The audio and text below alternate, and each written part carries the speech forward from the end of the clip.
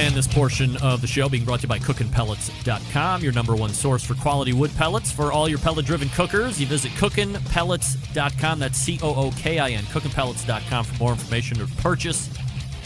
If you would like to, you can buy from Amazon.com as well. Don't forget to download their free app. Alerts you to great shipping deals as well. Great flavors, too, not just your run-of-the-mill crap. Matt Pittman joining me. Thanks for hanging with me through the break there, Matt. So let's talk a little bit about the products that are out there right now. Certainly the old standbys continuing to do. Is there a product right now that is, I don't want to say head and shoulders above the rest, but is there one that is shining right now amongst all the others? Yeah, so, our Holy Cow our Holy Cow's been the flagship for a long time, but Holy Gospel was a limited edition thing I put together 2 summers ago, a mashup of our Holy Cow and our Gospel all-purpose, and we ran it for limited time, and a lot of comp cooks came back and said, you got to keep that. And so the Gospel was our true all-purpose, but Holy Gospel is a little more peppery version of it, and it's become the even better all-purpose, and it truly is good on pork, chicken, and steak. And so, guys come in here and they go, man, Holy Cow's a little peppery from my wife, and I go, put Holy Gospel on it.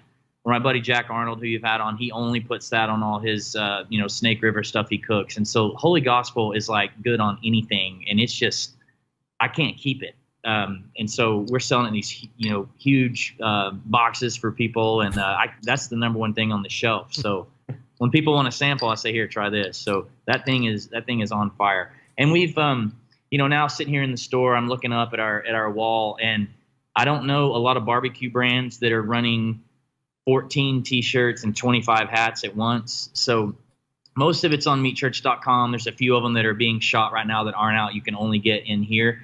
I'm a little out of control on the merch game right now, but running 25 hats at once is kind of crazy. But I've always tried to be a little more of a lifestyle brand, and we've got some really cool stuff right now. So I'm pretty pumped with our merch lineup.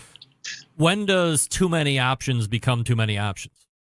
It's a good question. So early on in the rub, when we were just purely seasoning, I said, I'm not trying to be all things to all people. I'm not going to have a blackened seasoning or whatever. So we may do some stuff that we kind of roll in, roll out like the McRib.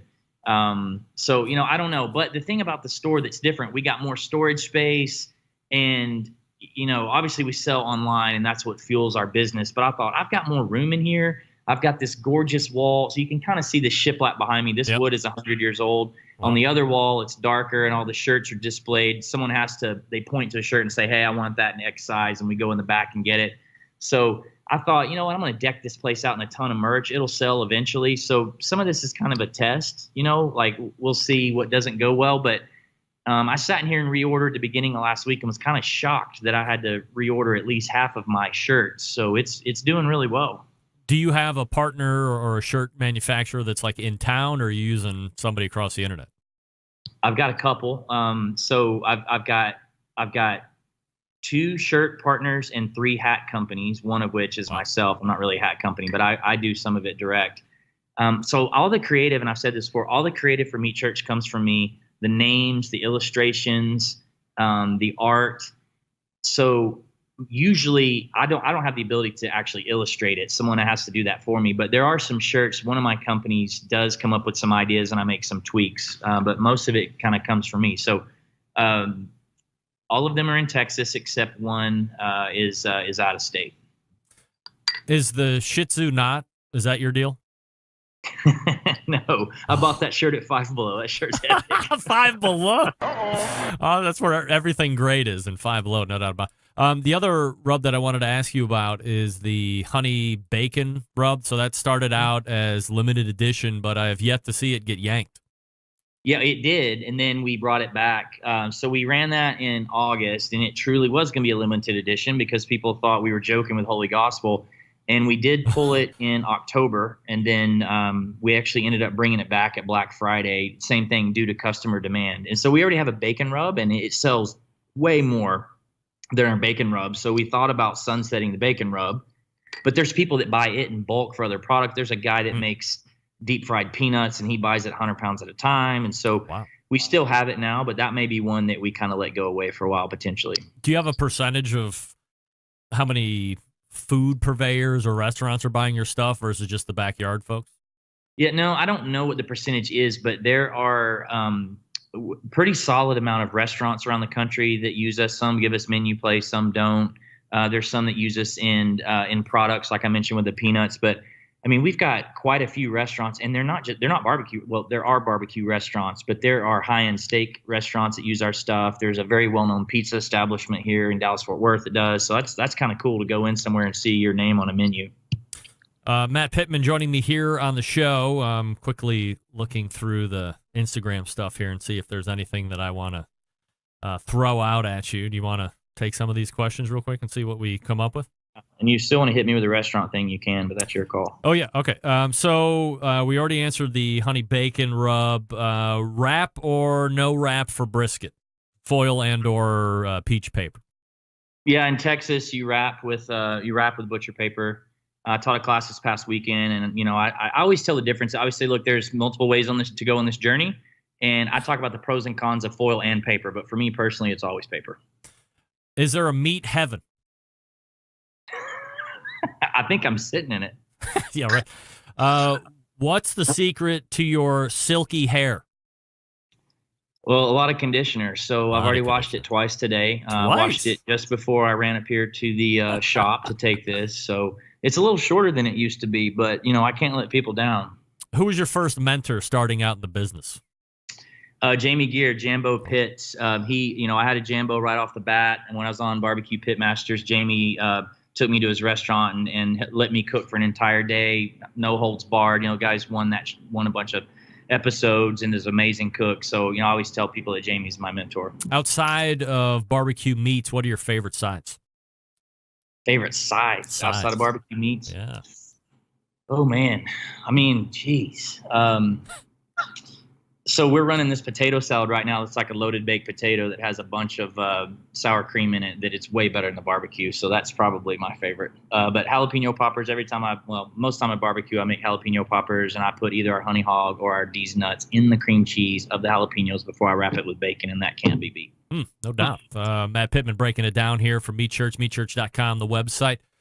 Matt, let me ask you about time constraints. So as things continue to grow, as you said, you're kind of getting pulled in all directions. You're out of town here or there. You're away from home, whether that means Texas happens to be a pretty huge state anyway, so you could be in state and way out of town anyway.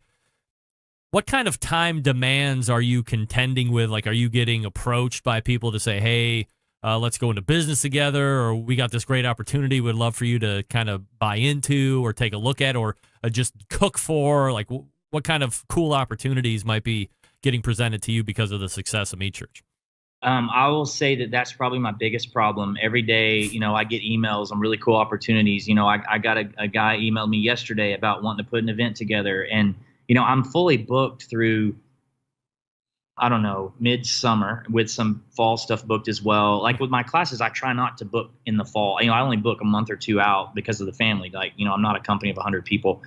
And, I tell people, sometimes people create a business, they get a pile of money, they get a big staff. That's not what we've done. We're running this out of, our personal money. So we're running it on a shoestring. So that stresses me out, or it spreads me extremely thin. But it's every day we have the coolest opportunities. And I always describe it as things you don't want to say no to. So Yeti calls and says, hey, can you come down and do this event? Well, heck yeah, right? You want to go do stuff for Yeti. Next thing you know, the calendar is exploding. I mean, right now I'm fortunate enough to be, partnered with Traeger, Miller Lite, Yeti. And so these are huge household name brands. And so when Miller Lite calls, of course, I'm going to go do something. So, there's good and bad with all of it. I'm not complaining, but Miller Lite calls and says, hey, come cook the Houston Rodeo. And, there's a gajillion year wait to get in Houston. And next thing you know, Meat Church is there with Miller Lite, finaling in brisket. So they're good problems to have, but it's very hard to balance, I guess I would say, given our growth right now. Is the store a big challenge too? I mean, going into a brick and mortar, you got to be there. I would assume that the people that are frequenting there probably want a chance to see the Meat Church guy, so there's probably a certain pressure on you to show up and be there. Yeah, the idea wasn't to open a retail store. The idea was to get a larger facility, do fulfillment, and create an office space for myself away from home. And we found this just kick-ass place built in 1890, and I thought this would be cool retail. Let's build it like an old hardware store. Let's chock it full of stuff. Make it everything in here is a story. Everything, like all the stuff in here, aside from the accessories that you have to have, are all my friends' things. So photos of me and my friends next to their seasoning, like it's very unique, right? I refuse to go shop anybody's store to curate this. I'm like, I'm going to use this thing is going to be filled with what I want to fill it with. I mean, I could pan over here and you could see those are dog treats. How many barbecue stores are selling dog treats? But my rancher E3, 100% utilization of the steer. And so I've got their, cow bones over here for sale. So anyway, but yes, getting this store ready has made me extremely busy. And man, every time I'm in here, I teach about 100 people to cook a brisket. That's a challenge. What about restaurants? Is that something that's going to happen? Do you have zero interest in that? I would have zero interest in any kind of a restaurant ever, but I mean, where's yours at? So first and foremost, I will say that I have the utmost respect for my friends that run barbecue restaurants, barbecue joints. It's 100%. The hardest in the business. No doubt. And what's funny, I think in our industry that to feel like you've accomplished the end game, you have to open a restaurant. And so we've had lots of opportunities over the years. And, last you and I talked, I had probably, I think right now, the most amazing opportunity I've ever had. It would be one of the most gorgeous restaurants in the country, and we just walked away from it. Because like I said earlier, I'm not trying to be anybody else. It would have probably wiped the slate clean from all the cool stuff that we do. And so I don't have to have that to feel justified. I'll continue to do our festivals like Red Dirt Barbecue Music Festival, or these food and wine festivals where we rock the longest line, and we'll keep the allure there. But, we're just going to keep doing what we're doing, cutting our own path. And when I go down to this place and I see this restaurant with a different name on it, it's probably going to sting a little bit. But again, when I want to go have lunch with my daughter at 10:30 at school, I'm going to be able to do that. And so we've afforded ourselves the ability through what we've done to kind of do what we want. And I'm going to keep doing what I want, and hopefully it'll pan out for us. Let's switch gears here real quick. We had talked very quickly about brisket, but I do want to hit a little bit on beef ribs, since we are coming into a grilling season. If folks, bring them out and then put them away at some point during the course of the year.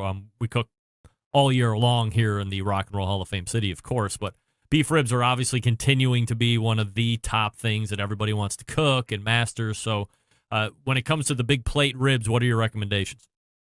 So they're really pretty simple, and I think people overthink it a little bit, but I have a recipe on meatchurch.com for it if people want to refer back to that. But I don't peel the membrane off the back of plate ribs. I don't think you need to. And I just season with our Holy Cow, which is, a very Central Texas rub. And, I smoke them at 250, as high as 275. And I try not to go any higher than that with beef ribs. And I don't spritz whatsoever. And frankly, I don't even wrap mine. A lot of people wrap. I don't. I try to get close to 8 hours out of mine if possible. So when I see people cut beef ribs, you really want to render all that fat out, and you don't want to cook those things too quick. I don't want someone to cut into it and see this huge sliver of fat in the middle. And so after you get that pull back, and, I like to use my hands. We all use Thermopins to, kind of nail the desired doneness or internal temperature. But for me, I want to put my hand on those ribs and I want to feel the jiggle. And I would say that I take them a little further than a brisket personally. So if we're using numbers, if a brisket is done at 203, then my beef ribs are a little higher than that. So I want those things beyond probe tender and just jiggly like Jell-O. So, I mean, how simple does it get if you just put them on the pit, smoke them, don't spritz them, don't wrap them? You can wrap near the end if you want to, but I don't think you have to. And you said you're shooting in that 7-8 hour range at 275? For plate ribs, for the 3-bone short plate ribs, I try to get 7 to 8 hours. Do you think people I remember when I first started getting into barbecue, 12, 13 years ago, I had a Weber Smoky Mountain as my first cooker. I had a Maverick ET73, and I would sit there like a fiend watching the temperature go up. And if it went over 1 degree of where I wanted it to be, like I was out there messing with the dampers at the bottom, trying to just dial it in. And then over time, obviously I learned that it doesn't have to be like that. You don't have to be that crazy dude. Do you think with the continuance and evolution of technology that people become way too concerned with temperature and not feel and how does it look and all the other aesthetics? Depends. I came from an IT background, and I wasn't a guy that had to have like a remote, like a probe or anything like that, because I'm super ADD, so I want to get in and check it all the time. But there are certainly people, and a lot of IT guys like to grill and barbecue, by the way. So I do see a big reliance on that technology. But I always tell people you got to look for visual cues first, and then the thermometer is just kind of your assurance that it's where you want it to be. Matt, but hey, just go buy a Traeger, and then the temperature is going to be right, and you don't have to worry about it. That's right. Set it at 275 and let it sing. As long as it's full of pellets, away you go. What's your favorite food to eat right now? It's always Asian food, so Really? I could eat sushi or fried rice, or pho 8 days a week. So that's my go-to. Like, honey, what do you want to eat? Okay, I'm going to get sushi or something. Where's the best sushi place you've eaten? Is it like Nobu or somewhere like that? So this is really pretty funny, and I think you and I might have talked about this before. But so I live in a town called Waxahachie, and we have a sushi restaurant here, and there didn't used to be sushi here. And when it opened, I was like, not the one I'm talking about, but just a sushi restaurant opened. I said, sushi and Waxahachie don't belong in the same sentence. I mean, it's kind of a country town, but we have the most amazing sushi restaurant, Ohana, here that we go to nonstop. It's super good. So, and I can tell now I go in on Friday night and it's jammed. So my spot has been figured out. Do you like cucumber in your sushi? I hate it. No. You don't like it? Cucumber. Oh, no. My man. I tell you what, man, you go through some of those menus with all the rolls and stuff, man, 85 to 90% of them got that cucumber jammed up in there, man. I hate that. And I always feel like a schmuck. I don't see a lot of that here. Maybe that's is that a Cleveland thing? You won't have to deal with a cucumber. Yeah, maybe that's just a Cleveland thing now that I'm thinking about it. I don't know. Man. All right, well, then that's just more motivation to get back down to Texas. Yep. In the meantime, you hit up mechurch.com, see what's happening over there. Check out classes. As Matt had mentioned, he's also partnering with Yeti and Traeger and Miller Lite. If you guys like to drink beer, Miller Lite's kind of a name brand you've heard of before. And from time to time, he shows up right here on this show and breaks it all down for us. Matt, really appreciate the time tonight, my friend. Thanks so much. Thanks so much for having me. You got it. There he is. Matt Pittman. A superstar of barbecue right now and a businessman of barbecue appearing on the Fogo Charcoal Hotline.